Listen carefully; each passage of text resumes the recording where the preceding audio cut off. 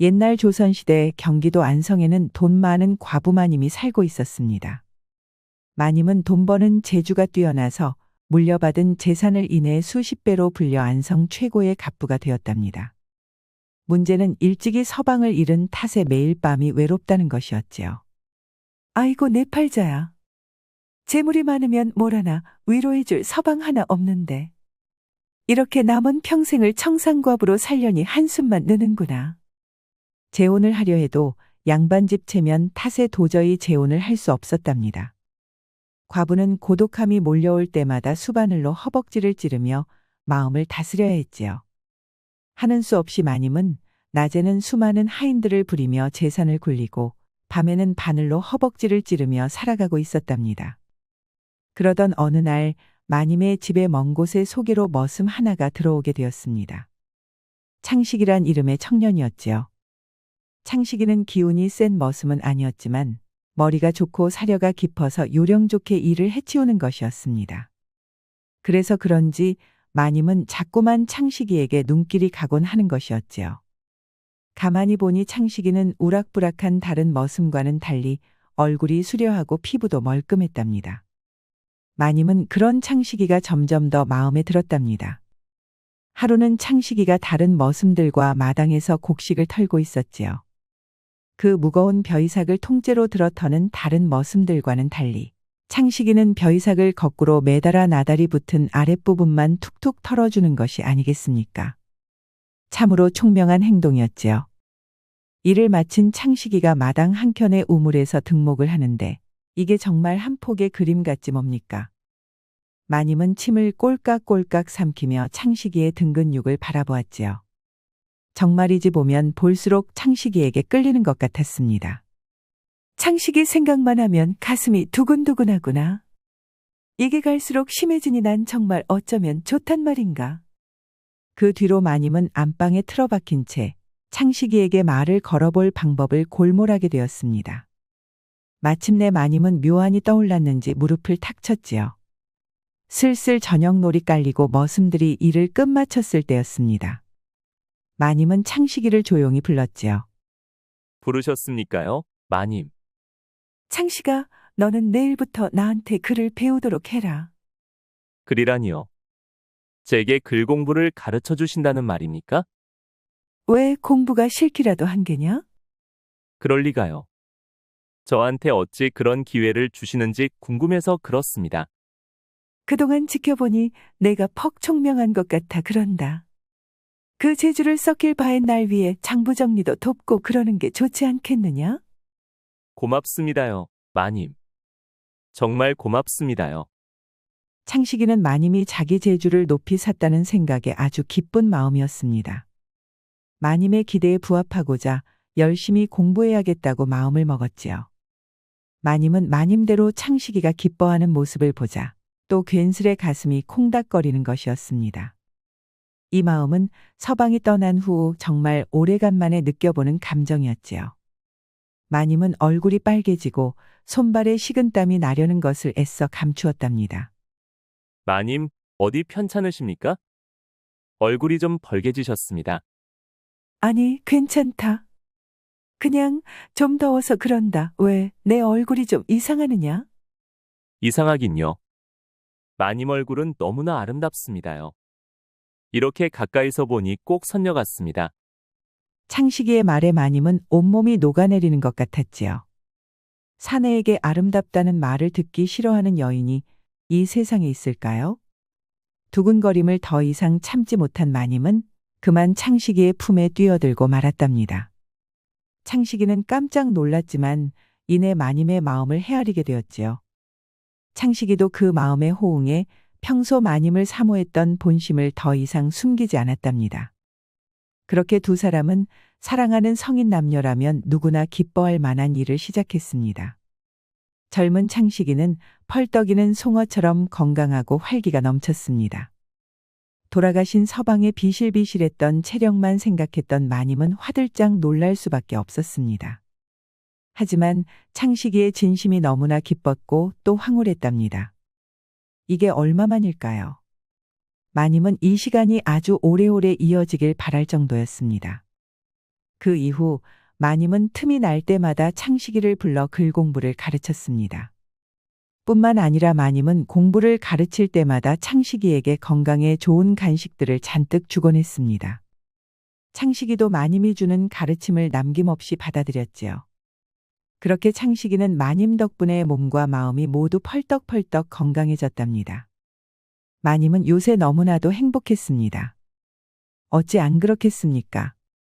다시는 오지 않으리라 믿었던 설레는 시절이 돌아왔으니 그 행복이 이루 말할 수 없었습니다. 마님은 혼자 있을 때에도 창식이를 그리며 그 꿈 같은 시간을 떠올리곤 했지요. 두 사람은 사는 재미를 듬뿍 느끼고 있었답니다. 그렇게 재미난 시간이 흘러 어느덧 꽃피는 봄이 돌아왔습니다.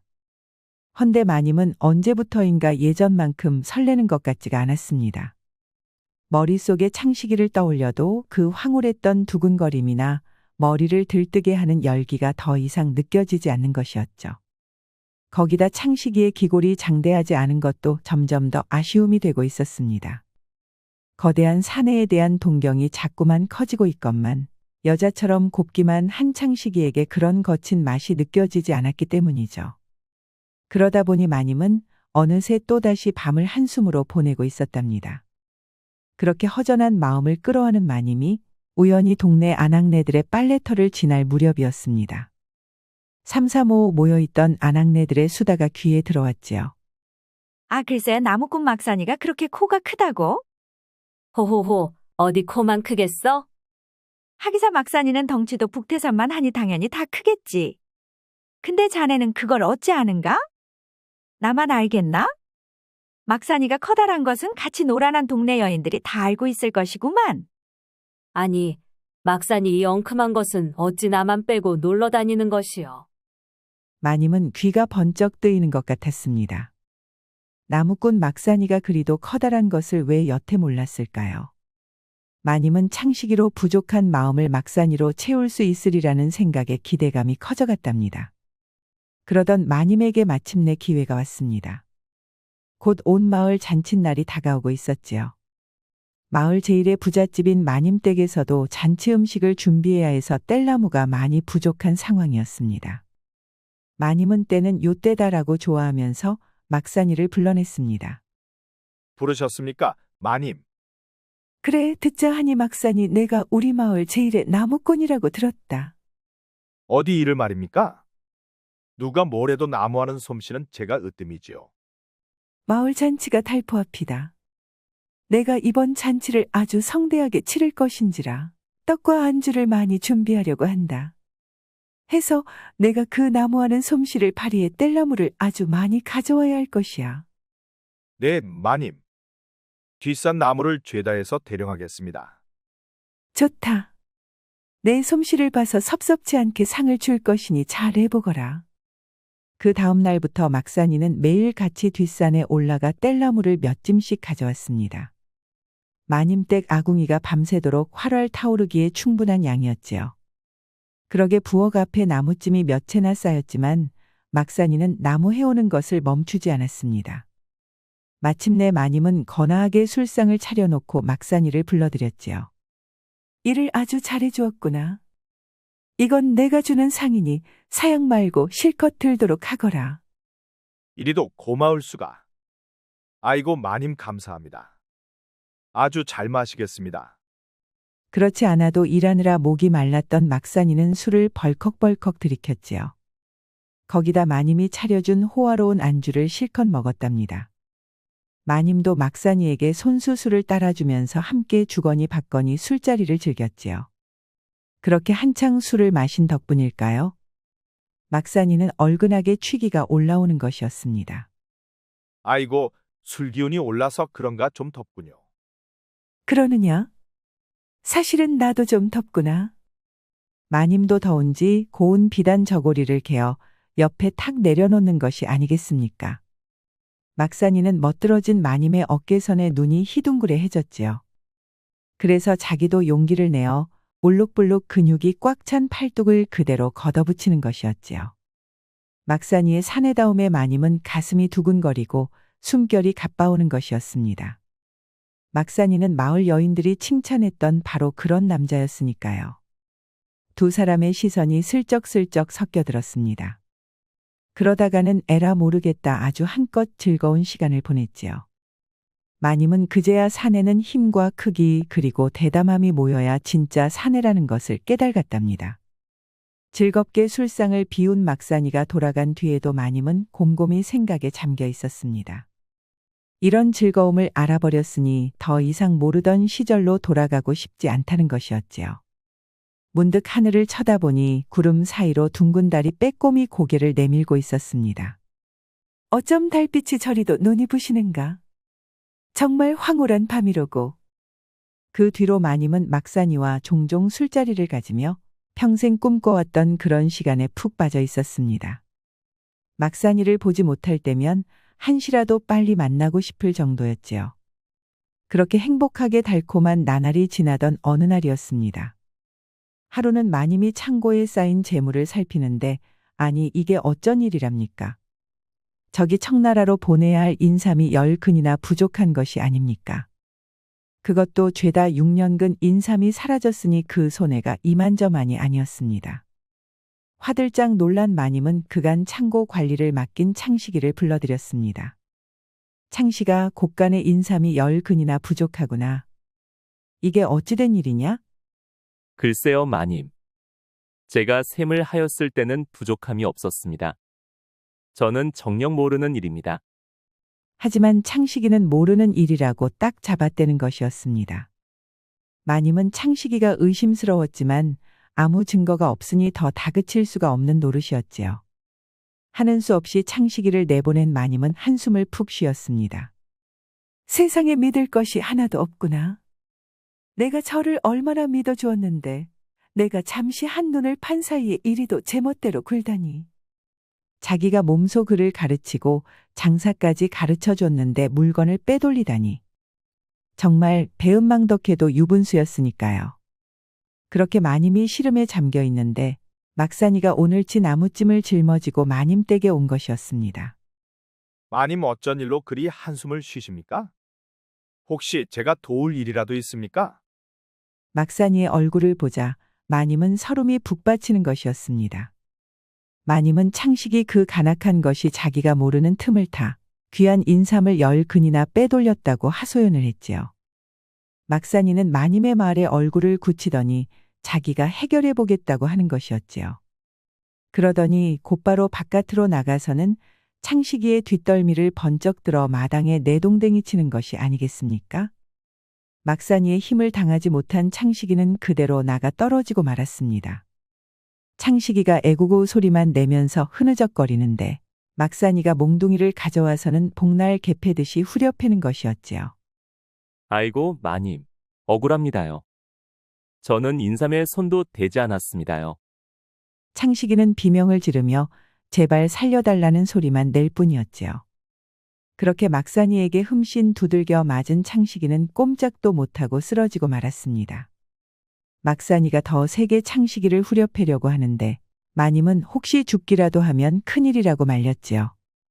대신 저 배은망덕한 녀석을 동구 밖으로 쫓아내라고 명령을 내리는 것이었습니다. 그렇게 창식이는 졸지에 마을에서 쫓겨나는 신세가 되고 말았습니다. 그 뒤로 마님은 더욱 더 막산이에게 의존하여 집안 큰일을 모두 막산이에게 맡기는 지경에 이르렀지요. 허나 집에서 쫓겨난 창식이는 억울할 따름이었습니다.